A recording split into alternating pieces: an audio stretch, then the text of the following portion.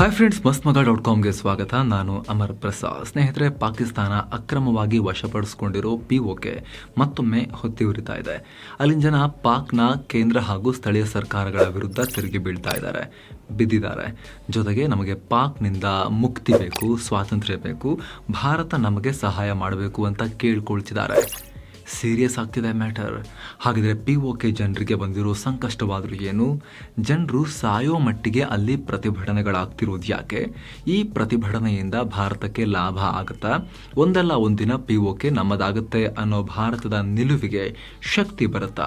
ಎಲ್ಲವನ್ನ ಎಕ್ಸ್ಪ್ಲೇನ್ ಮಾಡ್ತೀವಿ. ಕಡೆ ತನಕ ಮಿಸ್ ಮಾಡ್ತೆ ನೋಡಿ. ಪ್ರತಿಭಟನೆಗೆ ಕಾರಣ ಏನು? ಸ್ನೇಹಿತರೆ, ಕಳೆದ ಆಗಸ್ಟ್ನಲ್ಲೂ POKನಲ್ಲಿ ಹೆಚ್ಚಿನ ತೆರಿಗೆಯನ್ನ ವಿರೋಧಿಸಿ ಪ್ರತಿಭಟನೆಗಳಾಗಿದ್ವು. ಆಗ್ಲೂ ಅಂಗಡಿ ಮುಂಗಟ್ಟುಗಳನ್ನ ಬಂದ್ ಮಾಡಿ ಜನರು ರೋಡಿಗಿಳಿದಿದ್ರು. ಈಗ ಮತ್ತೆ ವಿದ್ಯುತ್ ಅಭಾವ, ಹೆಚ್ಚಿನ ವಿದ್ಯುತ್ ಬಿಲ್, ಹಣದುಬ್ಬರ, ಇಂಧನದ ಬೆಲೆ ಏರಿಕೆ ವಿರೋಧಿಸಿ ಜನ ಪ್ರತಿಭಟಿಸ್ತಾ ಇದ್ದಾರೆ.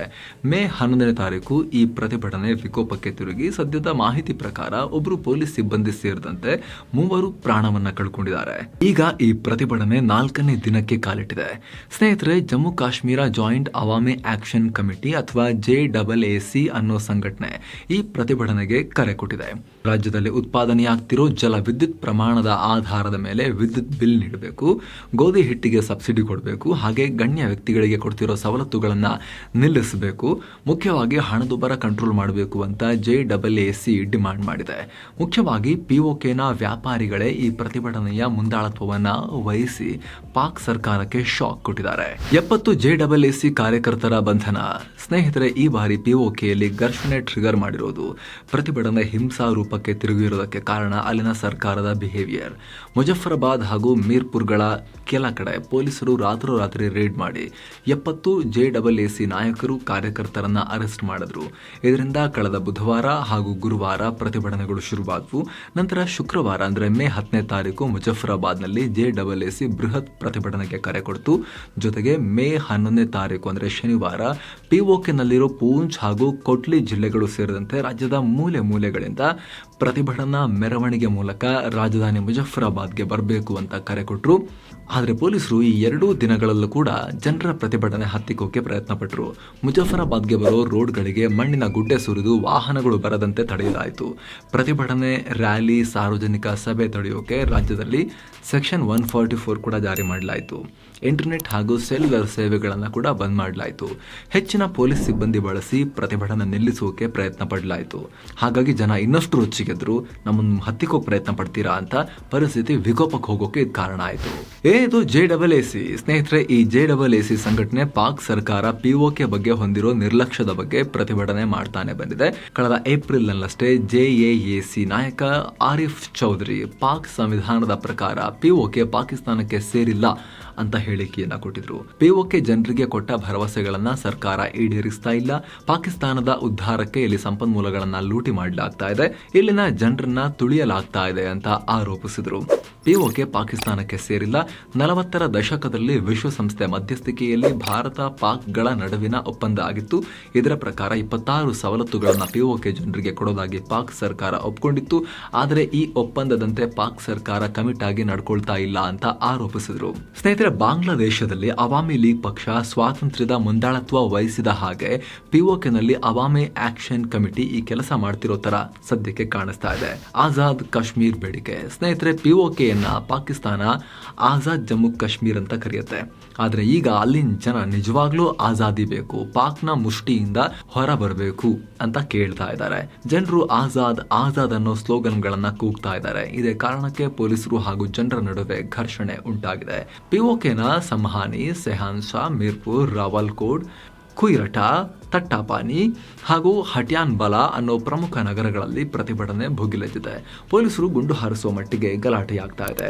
ಸದ್ಯದ ಮಾಹಿತಿ ಪ್ರಕಾರ ಪೊಲೀಸರ ಗುಂಡಿನ ದಾಳಿಗೆ 2 ನಾಗರಿಕರು ಬಲಿಯಾಗಿದ್ದು 100ಕ್ಕೂ ಅಧಿಕ ಜನ ಗಾಯಗೊಂಡಿದ್ದಾರೆ.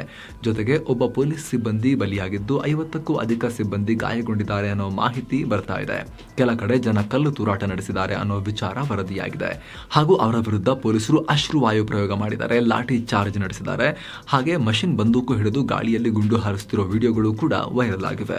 ಹೆದರಿಸ್ತಾ ಇದ್ದಾರೆ ಪಿಒಕೆ ಜನರನ್ನ ಪಾಕ್ ಸೈನಿಕರು ಗಾಳಿಯಲ್ಲಿ ಗುಂಡು ಹಾರಿಸಿ. ಒಂಥರ ತಾಲಿಬಾನ್ ಹಮಸ್ಗಳ ರೀತಿಯಲ್ಲಿ ಜನರನ್ನ ಹತ್ತಿಕ್ಕಿ ಹೆದರಿಸಿಕೊಂಡು ಆಡಳಿತ ಮಾಡೋ ಪ್ರಯತ್ನವನ್ನ ಪಾಕ್ ಸೇನೆ ನಡೆಸ್ತಾ ಇದೆ ಪಿಒಕೆನಲ್ಲಿ.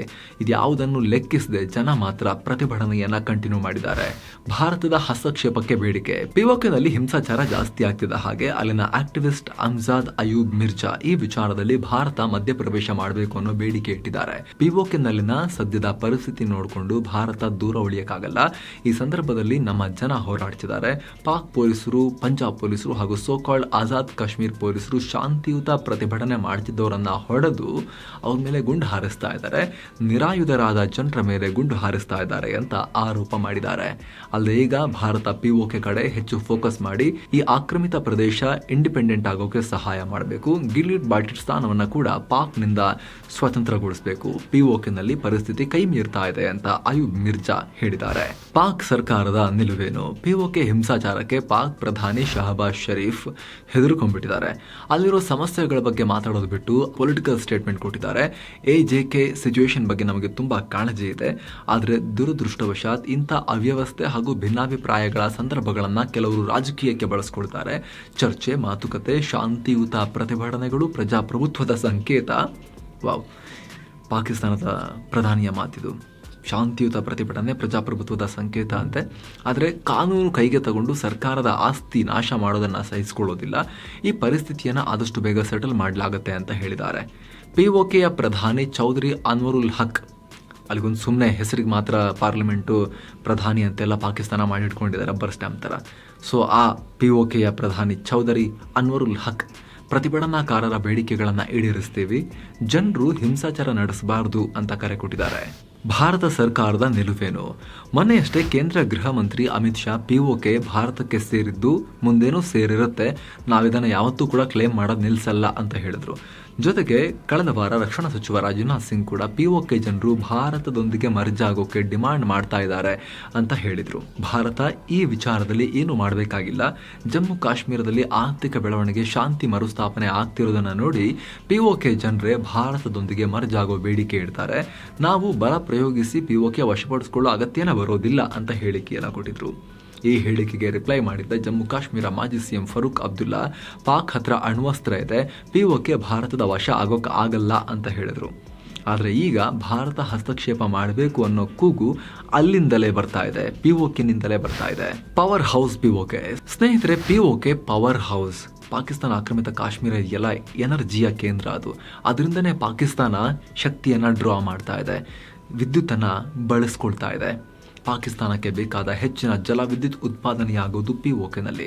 ಅಲ್ಲಿನ ಮೇರ್ಪುರ್ ನಗರದಲ್ಲಿ ಒಂದಷ್ಟು ಪ್ರದೇಶ ಜಲವಿದ್ಯುತ್ಗಾಗಿ ನಿರ್ಮಾಣ ಮಾಡಿದ ಡ್ಯಾಮ್ ಒಂದರಿಂದ ಮುಳುಗಡೆಯಾಗಿದೆ. ದೊಡ್ಡ ನಗರದ 3 ಕಡೆ ನೀರು ನಿಲ್ಲುವಂತೆ ಡ್ಯಾಮ್ ನಿರ್ಮಾಣ ಮಾಡಲಾಗಿದೆ. ಕೇವಲ ನೀರಷ್ಟೇ ಅಲ್ಲ, ಹಲವು ಖನಿಜ ಸಂಪನ್ಮೂಲಗಳು ಕೂಡ ಪಿಒಕೆನಲ್ಲಿ ಬರುತ್ತೆ. ಪಾಕ್ ಸರ್ಕಾರ ಈ ಸಂಪನ್ಮೂಲಗಳನ್ನು ಬಳಸುತ್ತೆ, ಆದರೆ ಅವ್ರನ್ನ ಕೇರ್ ಮಾಡಲ್ಲ, ಅಲ್ಲಿನ ಜನರನ್ನ ಚೆನ್ನಾಗಿ ನೋಡ್ಕೊಳ್ಳಲ್ಲ. ಅತಿ ಹೆಚ್ಚು ಜಲವಿದ್ಯುತ್ ಉತ್ಪಾದನೆ ಆಗ್ತಾ ಇದ್ರೂ ಕೂಡ ಅಲ್ಲಿನ ಜನಕ್ಕೇನೆ ಸರಿಯಾಗಿ ಕರೆಂಟ್ ಕೊಡಲ್ಲ. ಆಗಲೇ ಹೇಳಿದ ಹಾಗೆ ಮೇನ್ಲ್ಯಾಂಡ್ ಪಾಕಿಸ್ತಾನದಲ್ಲೇ ಹಣದುಬ್ಬರ ತಾಂಡವ ಆಡ್ತಾ ಇದೆ. IMFನಿಂದ ಸಾಲ ಪಡೆದು ದೇಶ ನಡೆಸ್ಕೊಳ್ತಿದ್ದಾರೆ. ಕಳೆದ ವರ್ಷ ಅಲ್ಲಿನ ಮಾಸಿಕ ಹಣದುಬ್ಬರ 40%ಗೆ ರೀಚ್ ಆಗಿತ್ತು. ನಂತರ IMF ಜೊತೆಗೆ $6 ಬಿಲಿಯನ್ ಸಾಲದ ಮಾತುಕತೆ ಆಗ್ತಿರೋದಕ್ಕೆ 17%ಗೆ ಇಳಿದಿದೆ. ಜೊತೆಗೆ ಈ ಮೇನ್ಲ್ಯಾಂಡ್ ಪಾಕಿಸ್ತಾನದಲ್ಲೇ ಹಾಲಿನ ಬೆಲೆ $200 ದಾಟಿದೆ. ಅಂಥದ್ರಲ್ಲಿ ಪಾಕ್ ಸರ್ಕಾರ ಆಟಕ್ಕುಂಟು ಲೆಕ್ಕಕ್ಕಿಲ್ಲ ಅಂತ ಪರಿಗಣಿಸೋ ಪಿಒಕೆ ಪರಿಸ್ಥಿತಿ ಹೇಗಿರ್ಬೋದು ಲೆಕ್ಕ ಹಾಕಿ. ಗೋಧಿ ಹಿಟ್ಟಿಗೆ ಸಬ್ಸಿಡಿ ಕೊಡಿ ಪ್ಲೀಸ್ ಅಂತ ಕೇಳೋ ಮಟ್ಟಿಗೆ ಪಿಒಕೆ ಜನರ ಪರಿಸ್ಥಿತಿ ಹದಗೆಟ್ಟು ಹೋಗಿದೆ.